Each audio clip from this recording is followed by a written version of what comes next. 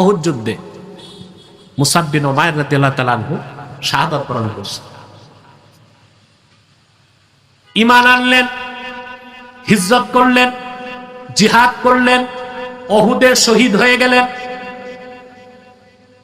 আল্লাহর হাবিব সাহাবায়ে কেরামকে বললেন, আমার শহীদ সাহাবীদের লাশগুলো এক জায়গায় আনো। আনা হলো। হযরত মুসআব বিন উমাইরের লাশ রক্তে মেখে আছে, দেখা যায় না রক্তের কারণে। আল্লাহর হাবিব বললেন, সাহাবীরা, এ হলো মুসআব বিন উমাইর। লাকাদ রাআইতুহু ওয়া আলাইহি বুরদান লা তুরাফু কিমাতুহুমা ওয়া ইন্না শিরাকা না'লাইহি মিন যাহাবিন। এ লোকটা ছিল মক্কার সবচেয়ে ধনী মানুষ। আমি দেখেছি তার গায়ে এমন দুইটা মূল্যবান চাদর সে পরিধান করত, যার মূল্য কি কারো জানা ছিল না। আর আমার মুসআব যে জুতা পায়ে দিয়া হাঁটতো, সেই জুতার ফিতা ছিল খাঁটি সোনার তৈরি।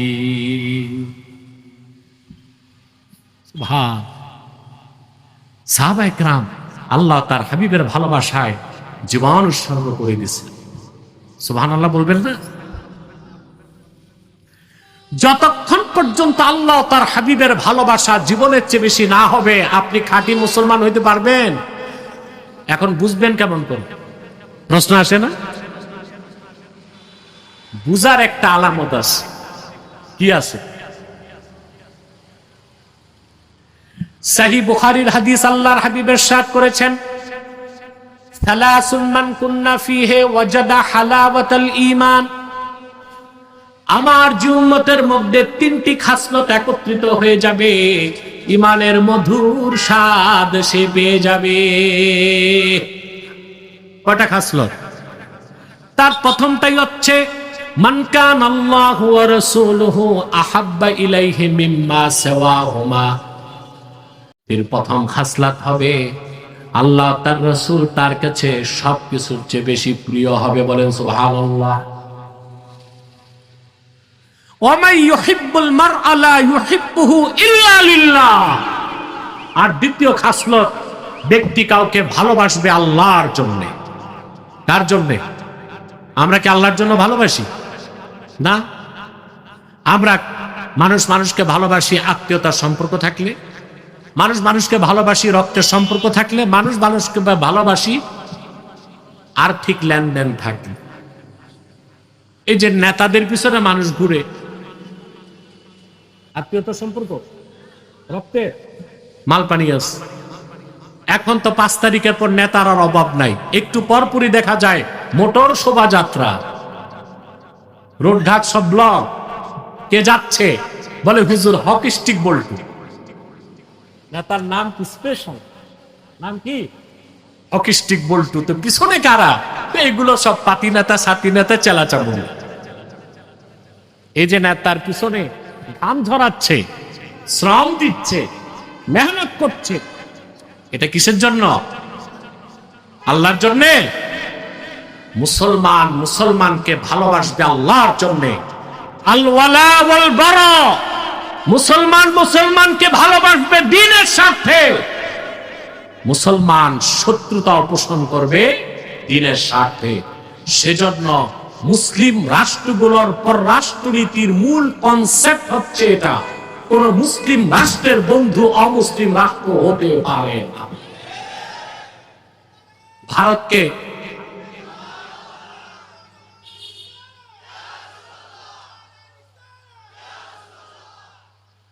আপনারা কথা বুঝতেছেন? অমুসলিমরা মুসলমানের বন্ধু হতে। আজকে 1948 সালের পর থেকে ইসরায়েল ফিলিস্তিনে বোমা বর্ষণ করছে। শুধু 2 বছরেই 70,000 মানুষকে হত্যা করেছে। কিন্তু পশ্চিমা দুনিয়া যা করছে সব আইওয়াশ।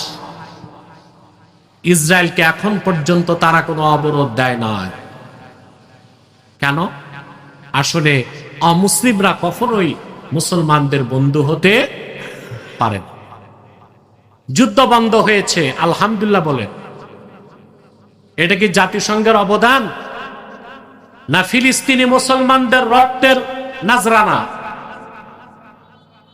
জাতিসংঘ যদি বন্ধ করতে চাইতো 2 বছর আগেই তো যুদ্ধ বন্ধ করতে পারত। নির্মমভাবে মুসলমানকে হত্যা করা হল। আমেরিকা যার বন্ধু হয় তারা শত্রু লাগে না, তারা শত্রু। আমি বিগত 16 বছর ভারতীয় আধিপত্যবাদের বিরুদ্ধে বক্তব্য দিয়েছি, আর এখন আমি মার্কিন আগ্রাসনের বিরুদ্ধে বক্তব্য দেই। আমার বাংলায় কোন আধিপত্যবাদ আর আগ্রাসন চলবে না। যদি স্বাধীনতায় কেউ হস্তক্ষেপ করতে আছে,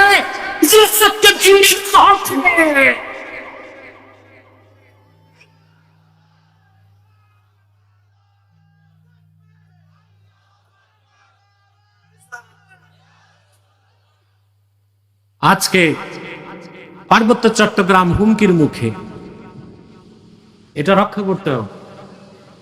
এটার ব্যাপারে বিশাল সমাবেশ আমি ঢাকায় করেছি, দেখেছেন আপনারা। জাতিসংঘ মানবাধিকার কমিশনের বিপক্ষে, আমেরিকার আধিপত্যের বিরুদ্ধে আমি বক্তব্য দিয়েছি, রাজপথে নেমেছি, মিছিল মিটিং করেছি। আমি দেখেছি মুসলমানরা যদি ইখলাসের সাথে ভয়েস রেজ করে, আল্লাহ সেটা কবুল করে। আমাদের আন্দোলনে বাধ্য হয়ে বর্তমান সরকার ডিপি ওয়ার্ল্ড তার কাছে চট্টগ্রাম বন্দর দেয় নাই, করিডোর বিষয়টাকে থামিয়ে দিয়েছে। আমাদেরকে এক হতে হবে দেশের স্বাধীনতা। আজকে ফিলিস্তিনের পাশে ইসরায়েল আছে, 70 বছর মুসলমানের ঘুম হারাম। যদি আমার বাংলার পাশে পার্বত্য চট্টগ্রাম, মিজোরাম আর আরাকান নিয়ে একটা খ্রিস্টান স্টেট হয়, মুসলমান তোমাদেরও ঘুম হারাম হয়ে যাবে। অতএব আমেরিকাকে মেসেজ দিয়ে দাও, এক সাগর রক্তের বিনিময়ে হলেও বাংলাদেশের স্বাধীনতায় 1 ইঞ্চি জায়গায় হস্তক্ষেপ করতে দেওয়া হবে না।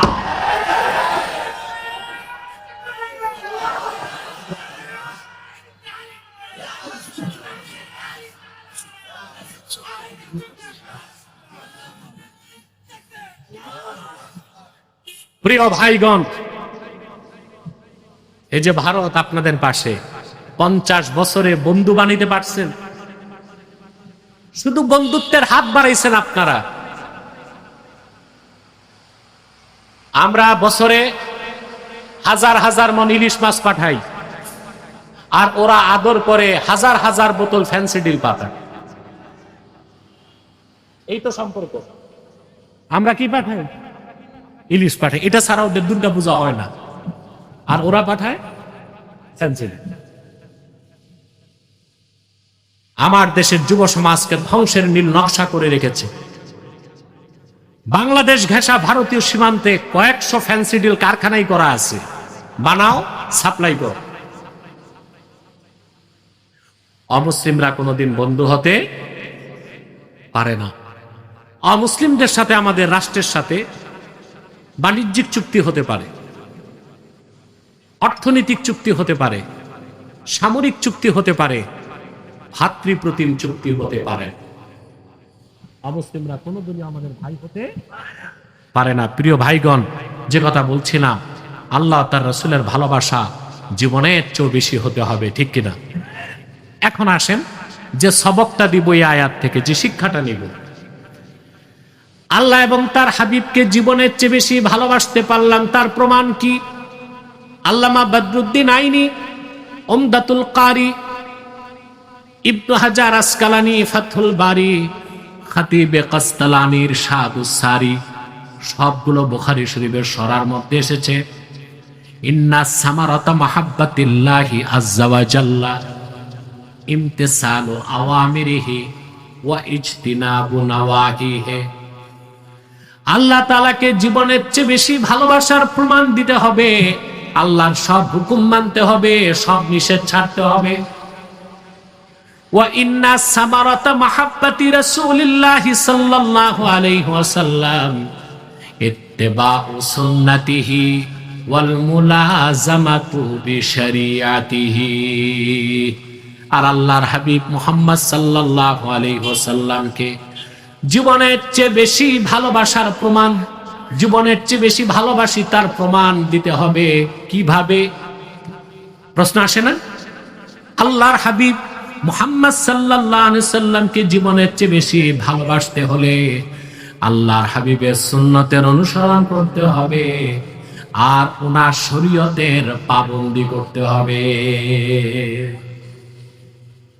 এবার আসেন, রাসূলুল্লাহর অনুসরণ কি? প্রশ্ন আসেন। ইত্তেবায়ে রাসূল, রাসূলুল্লাহর ইত্তেবাটাই ইসলাম, ঈমান, শরীয়ত, তরিকত, হাকিকত, মারিফত। রাসূলুল্লাহর ইত্তেবা, ওনার শরীয়ত, ওনার দ্বীন, ওনার সুন্নাহের বাইরে কোনো ইসলাম নাই, ঈমান, শরীয়ত নাই, তরিকত নাই, মারিফত নাই, আছে একটাই মাইরের পথ।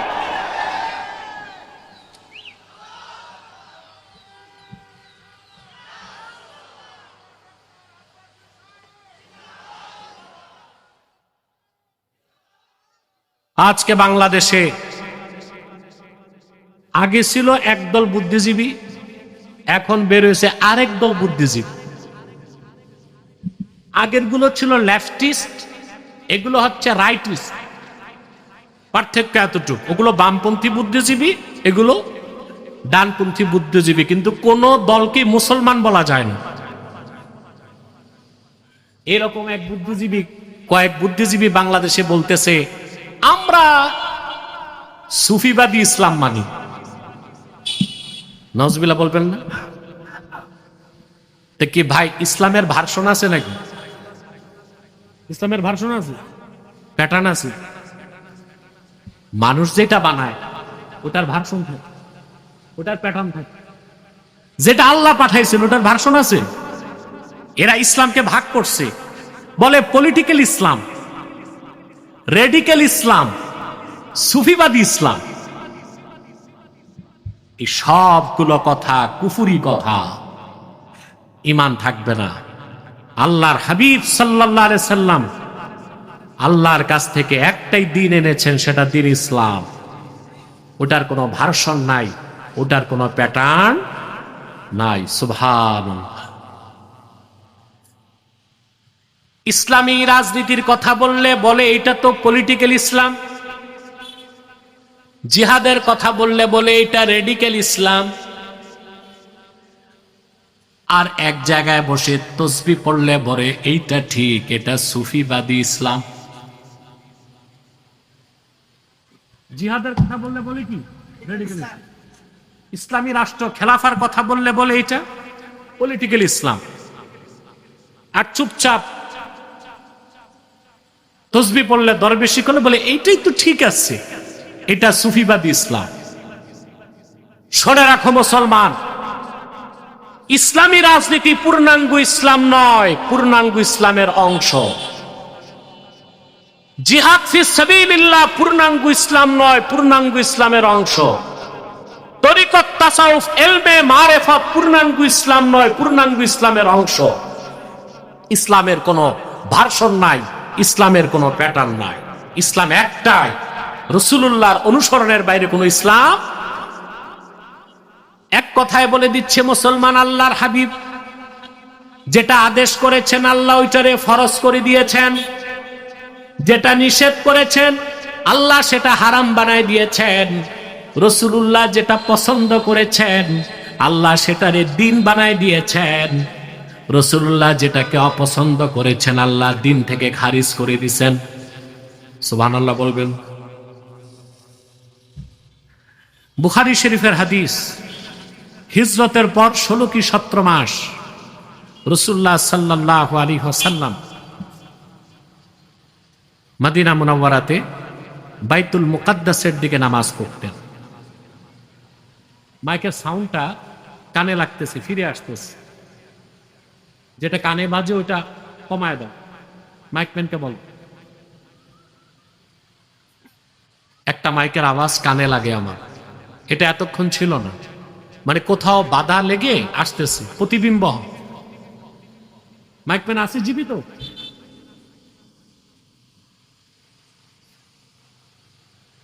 মারা যায় না? একটা আওয়াজ কানে আসে, ওটা ঘুরাও। আরেকটু তুমি তোমার কানে শুনে ঠিক করো। প্রিয় ভাই বন্ধুগণ, দিছে পুরাই।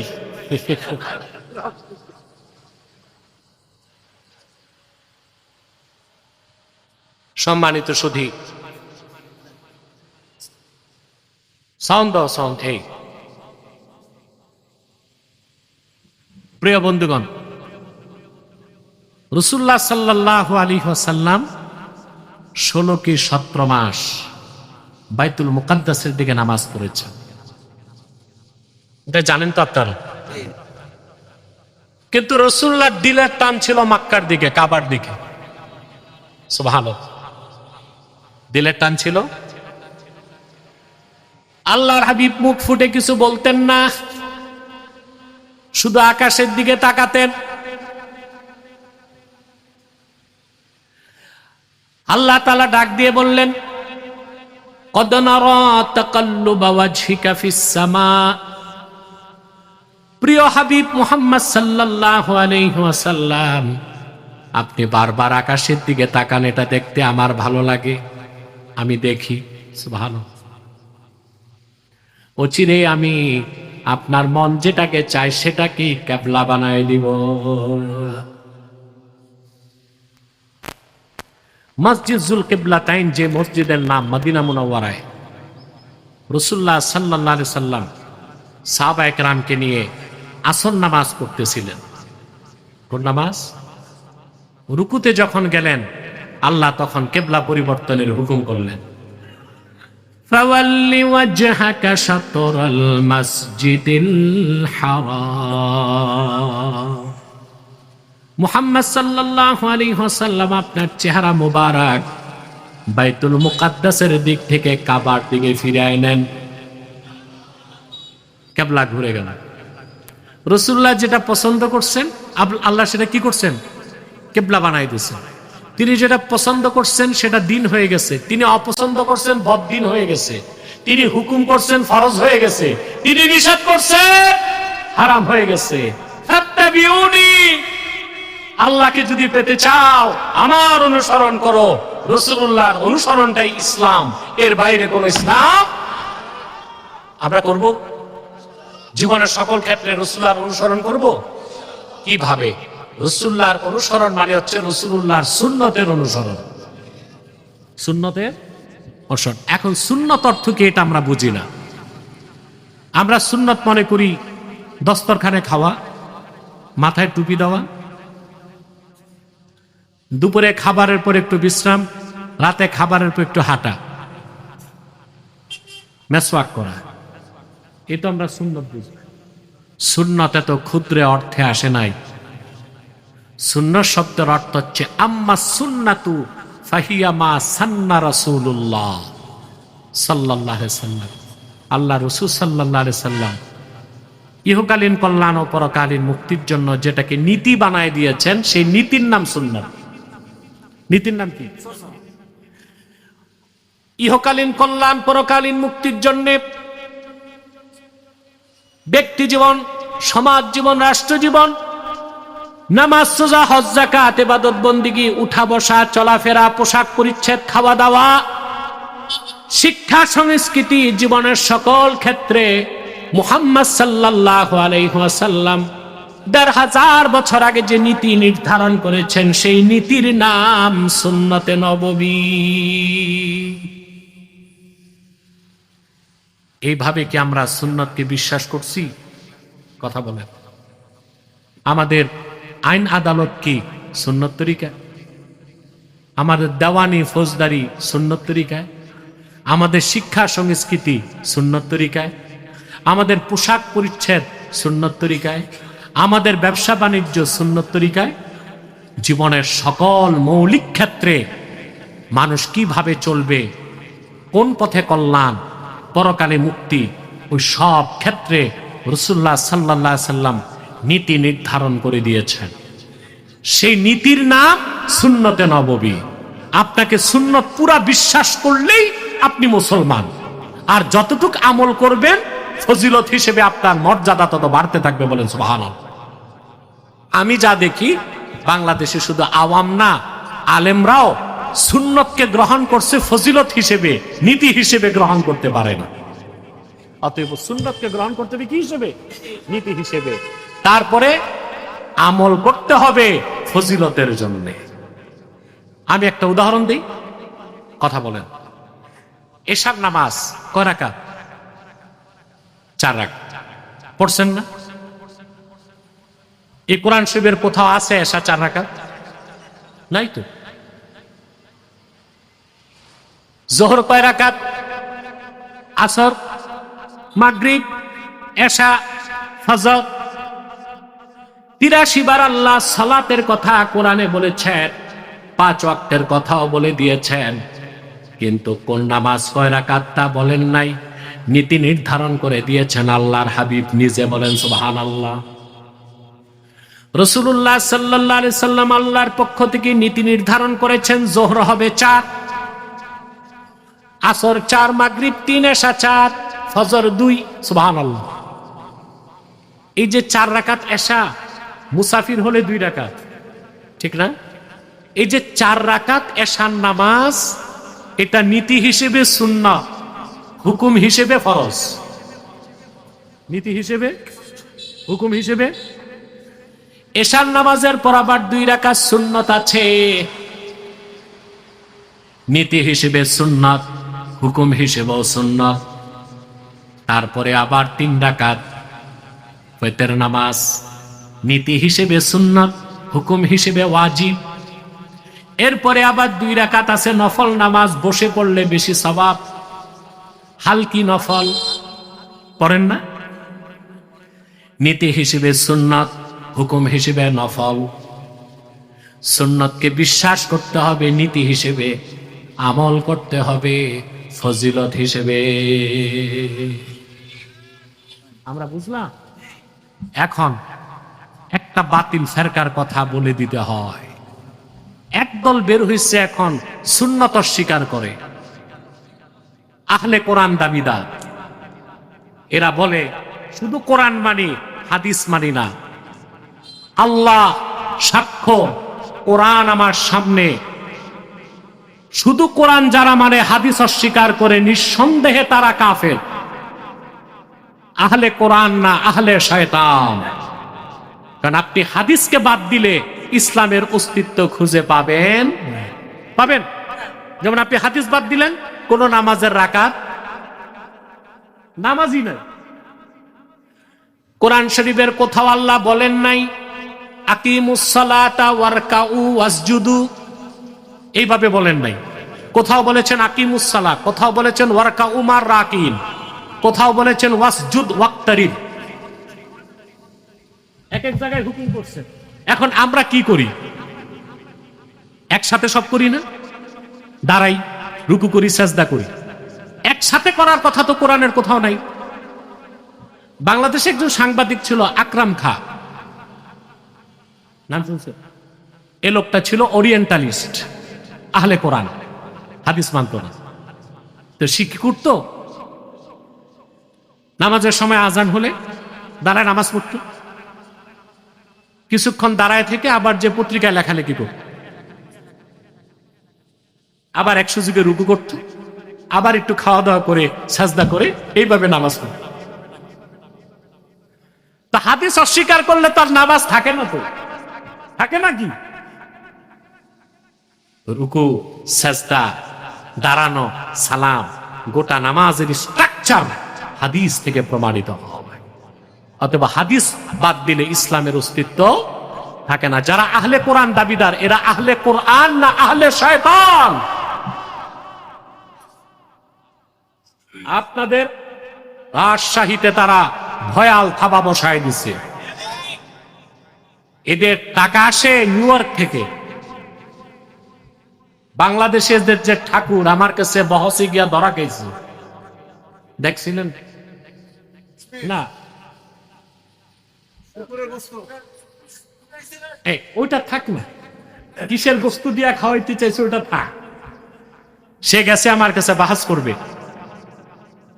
আব্বাসী মঞ্জিলে যে উঠছে, তা আমি আগে চিন্তা করছি যে আলহামদুলিল্লাহ, এটা আল্লাহর হাবিব সাল্লাল্লাহু আলাইহি ওয়াসাল্লামের জুতা মোবারকের সদকা। কাফের মুশরিক বাতিল কখনো আমার সাথে বাহাস করতে ভয় চায় না, ভয় পায়। আর সে আমার বাড়িতে আসতেছে, আমি একটু চিন্তা করতেছি ব্যাপারটা কি। পরে দেখি ক্যান্টনমেন্ট থেকে ফোন গেছে নারায়ণগঞ্জের ডিসির কাছে। ডিসি তারে ফোর্স দিছে, 12 জন পুলিশ লোকবল নিয়ে আসে আমার কাছে গেছে। কি জঘন্য আকীদা মুসলমান! বলে বুখারী মুসলিম সহ সব হাদিসই ভুয়া। কাফের ছাড়া আর কিছু বলা যায়? আমার সাথে কথা বলছে 22 মিনিটের মাথায় নাকে খত দিয়া মাথা নত করে ক্ষমা চাইয়া বের হয়ে গেছে। এদের ক্ষেত্রে আপনাদের জিরো টলারেন্স নীতি গ্রহণ করতে হবে। এরা ইসলাম ও মুসলমানের চরম শত্রু। হাদিস বাদ দিলে নামাজ নাই, রোজাও তো নাই। কোরআন শরীফে রোজা শব্দ আছে? সম কি? সম শব্দের আবার আল্লাহ দুইটা অর্থ নিছেন। একই কোরআনে আল্লাহ সমের কয়টা অর্থ নিছেন? একটা অর্থ সুকুত, চুপ থাকা, আরেকটা অর্থ ইমসাক, বিরত থাকা। কয়টা অর্থ নিছেন? কুতিবা আলাইকুমুস সিয়ামু কামা কুতিবা আলাল্লাযীনা মিন ক্বাবলিকুম লাআল্লাকুম তাত্তাকুন। তোমাদের উপর সিয়ামকে ফরজ করা হয়েছে যেভাবে ফরজ করা হয়েছিল তোমাদের পূর্ববর্তী জাতিদের উপর। এখানে সম হচ্ছে রোজা, ইমসাক পানাহার থেকে বিরত থাকা। আবার সমের আরেকটা অর্থ কি? সুকুত, কথা না বলে চুপ থাকা। যেমন মারিয়ামের ব্যাপারে আল্লাহ বলেছেন, ইন্নী নাযারতু লির-রাহমানি সাওমান ফালান উকাল্লিমাল ইয়াওমা ইনসিয়া। মারিয়াম বলছেন, আমি রহমানের নামে মান্যত করছি, আমি চুপ থাকবো, কোনো মানুষের সাথে কথা বলবো না। এখন শুনতেছেন ভাই, সমের একটা অর্থ কি? কিসের থেকে বিরত? পানাহার না করা। সমের আরেক অর্থ কি? চুপ থাকে। এখন যে ভণ্ড প্রতারক শয়তান বলে আমি হাদিস মানি না, সে তো সমের যে কোনো একটা অর্থ নিতে পারে, তাহলে আর রোজা থাকবে? যেমন সে বলবে আমি সমের অর্থ পানাহার থেকে বিরত থাকা নিলাম না, যেহেতু সমের একটা অর্থ আছে চুপ থাকা, আমি রোজার দিন 3 বেলা খাবো, চুপ থাক। আর রোজা আছে? তাহলে কোথায় সম অর্থ রোজা, কোথায় সম অর্থ চুপ থাকা? এটা ব্যাখ্যা নিতে হবে হাদিস থেকে। আরেকটা দৃষ্টান্ত দিই। দরাবা ইয়াতরিবু, দারবুন অর্থ কি? এই একটা শব্দ, একটা সিগা থেকে আল্লাহ 3টা অর্থ নিয়েছেন কোরআনে। সুবহানাল্লাহ। উদাহরণ দেওয়াকে আল্লাহ তাআলা দারবুন শব্দ থেকে ব্যবহার করেছেন, ওয়া তিলকাল আমসালু নাদরিবুহা লিন-নাস। এসব হচ্ছে দৃষ্টান্ত যা আমি মানুষের জন্য দৃষ্টান্ত দিয়ে থাকি। দারাবা ইয়াদরিবু, দারবুন থেকে আরেক জায়গায় আল্লাহ তাআলা বলেন, ওয়া আখারুনা ইয়াদরিবুনা ফিল আরদি ইয়াবতাগুনা মিন ফাদলিল্লাহ। এখানে আল্লাহ ইয়াদরিবুন অর্থ নিছেন হাঁটাহাঁটি। সুবহানাল্লাহ। অর্থাৎ আমার হাবিবের সাহাবীগণের মধ্যে এমন কিছু সাহাবী আছেন যারা আল্লাহ প্রদত্ত রিজিক তালাশের জন্য চলাফেরা করে। এক জায়গায় দরবুন অর্থ দিলেন উদাহরণ দেওয়া, মেসাল দেওয়া। আরেক জায়গায় দরবুন থেকে অর্থ নিলেন চলাফেরা। আরেক জায়গায় তিনি মুসা নবীকে বলেছেন কি তা বলেন। আল্লাহ বলেন, আমি মুসাকে বললাম ফাদরিব বিআসাকাল হাজার, মুসা লাঠি দিয়া পাথরে মারো। এখানে দরবুন থেকে অর্থ কি? তাহলে এক দরবুন থেকে কয়টা অর্থ হইল? উদাহরণ দেওয়া, চলাফেরা করা, মারা। এখন যদি আপনি হাদিস না মানেন, কোন অর্থ কোথায় নেবেন? অতএব সংক্ষেপে এই ব্যাপারে আমার পূর্ণাঙ্গ লেকচার আছে, দেখবেন। সংক্ষেপে এক কথায়, আল্লাহ রসুলের সুন্নত অস্বীকারী, হাদিস অস্বীকারী বেলা শাক কাফের। ফতুয়াটা আব্বাসির না, শুধু সমস্ত উলামায়ে আরবের ঐকমত্যের ফতুয়া। মান আনকারা হাদিসান সহিহাম মিন আহাদিসি রাসূলিল্লাহ সাল্লাল্লাহু আলাইহি ওয়াসাল্লাম قد ثبتت صحته عند المحدثين بالاتفاق فهو كافر। রাসূলুল্লাহ সাল্লাল্লাহু আলাইহি সাল্লামের একটা হাদিস, সব হাদিস না, একটি হাদিস যেটা সকল মুহাদ্দিসগণের নিকট সহিহ। সবাই সহিহ বলছেন, কেউ যঈফ বলে নাই, কেউ হাসান বলে নাই, সবাই কি বলছেন? ওই রকম একটা সহিহ হাদিসের অস্বীকারী কাফের। আর যারা পুরা বুখারী মুসলিম সহ একটা হাদিসও মানে না, ওই আহলে কোরআন দাবিদাররা মুসলমান না শয়তান কাফের। অতএব মুসলমান, আজকে এটাই সাবাক।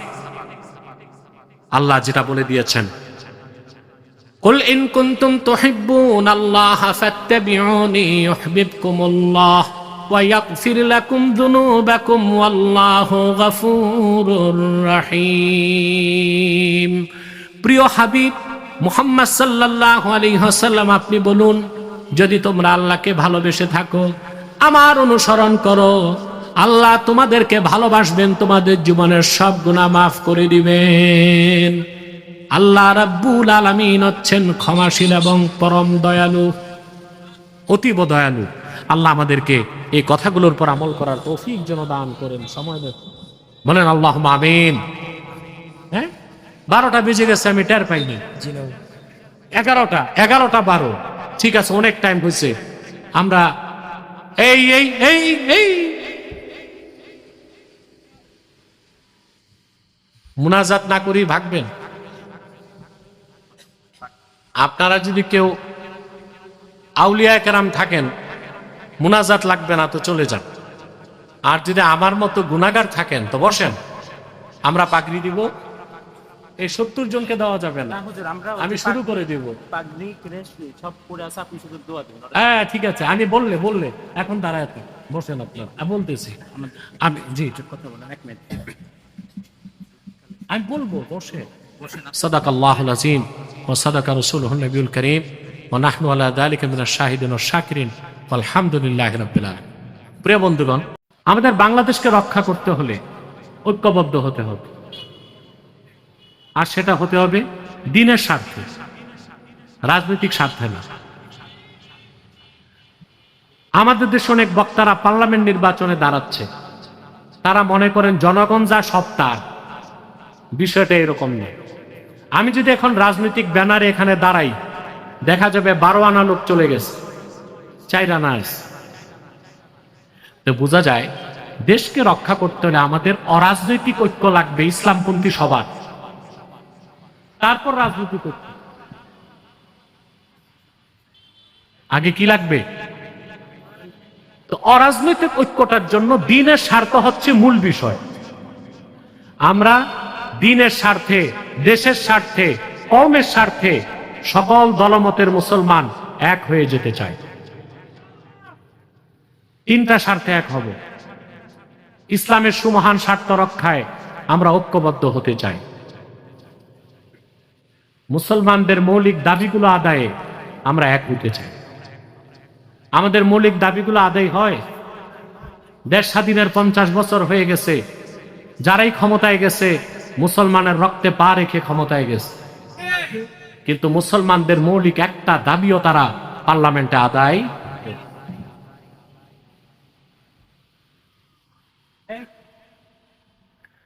আপনারা কি চান না আমাদের মৌলিক দাবি আদায় হোক? 3, দেশের স্বাধীনতা রক্ষায় সকল দল ও মতের মুসলমানকে এক হতে হবে।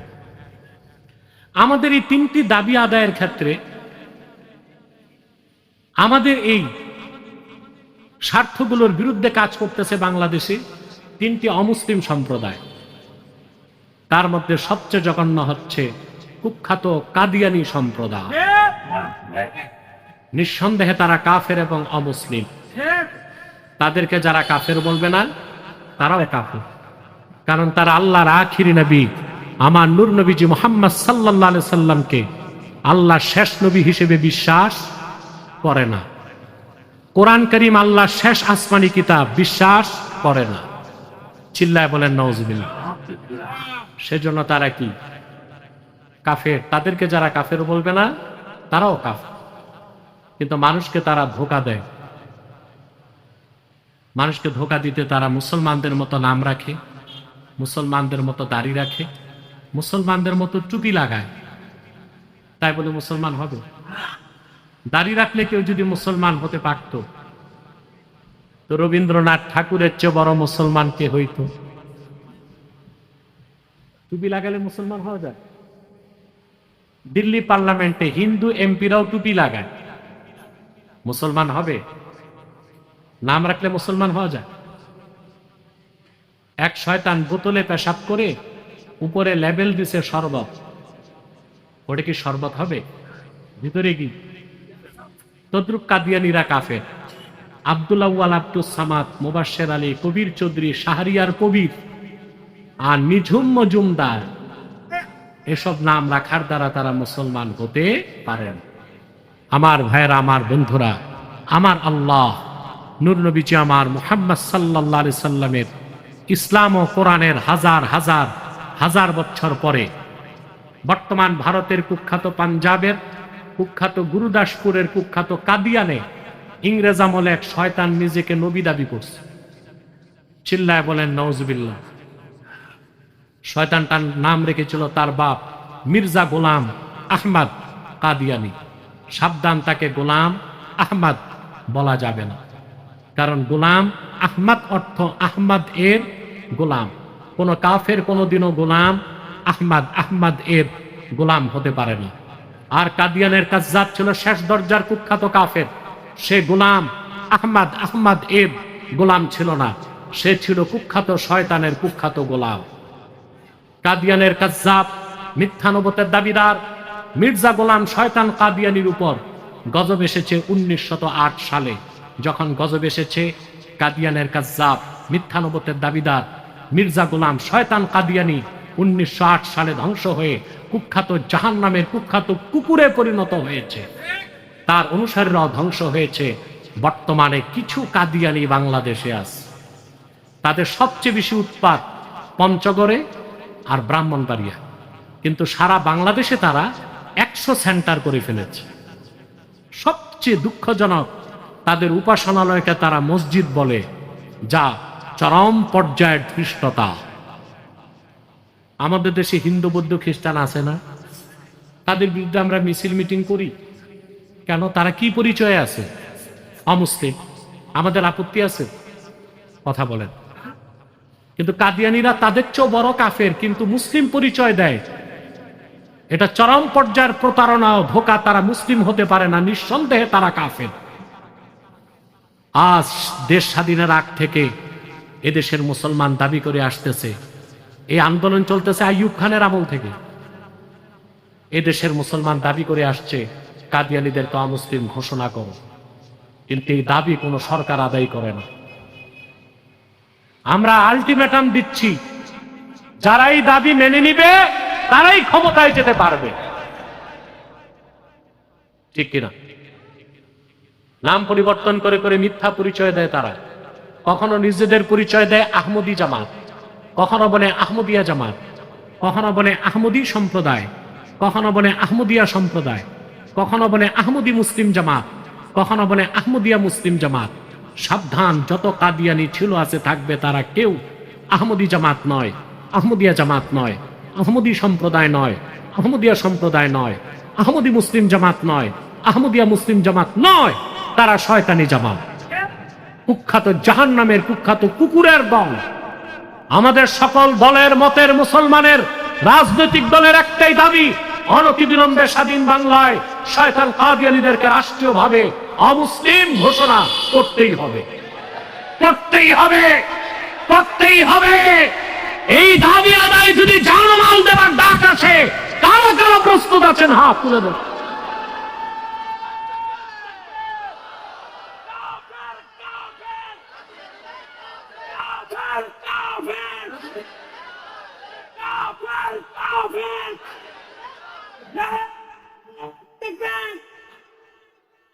আপনারা দেখেছেন ডক্টর জাহাঙ্গীর সাহেব হাত তুলছেন।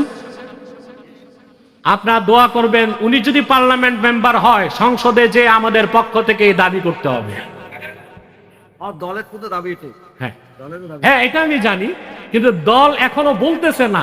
বললে তো আর কথা নেই, আমরা তো দলের পক্ষে কাজ করে দিই।